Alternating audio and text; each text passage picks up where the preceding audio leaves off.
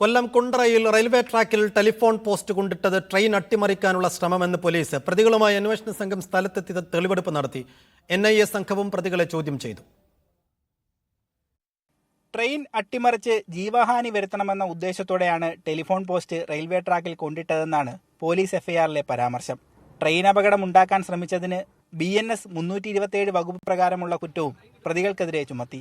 2 തവണ റെയിൽവേ ട്രാക്കിൽ telephone post കൊണ്ടിട്ടതോടെയാണ് train അട്ടിമറി ശ്രമമാണോ എന്ന സംശയം പോലീസിനും റെയിൽവേക്കും ഉണ്ടായത്. പാലരുവി എക്സ്പ്രസ് കടന്നുപോകുന്നതിന് തൊട്ടു മുൻപാണ് ട്രാക്കിൽ നിന്ന് പോസ്റ്റ് എടുത്തു മാറ്റിയത്. ഇവിടെ നോക്കിയപ്പോൾ ഇവിടെ പോസ്റ്റ് ഒടിഞ്ഞു വീഴാൻ പറ്റിയ പോസ്റ്റുകളൊന്നും ഇവിടെ ഇല്ല.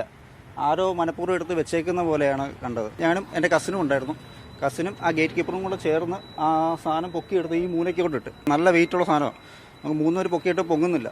കേസിൽ ഇന്നലെ തന്നെ പോലീസ് പിടികൂടിയ കുണ്ട്ര സ്വദേശിയായ അരുണിനെയും പെരുമ്പുഴ സ്വദേശിയായ രാജേഷിനെയും ഇന്ന് രാവിലെ NIA സംഘം ചോദ്യം ചെയ്തു. പ്രതികളെ കുണ്ട്ര പോലീസ് സംഭവ സ്ഥലത്തെത്തിച്ച് തെളിവെടുപ്പ് നടത്തി. RPFന്റെ ക്രൈംബ്രാഞ്ച് സംഘവും കേസിൽ അന്വേഷണം നടത്തുന്നുണ്ട്. മീഡിയ 1 കൊല്ലം.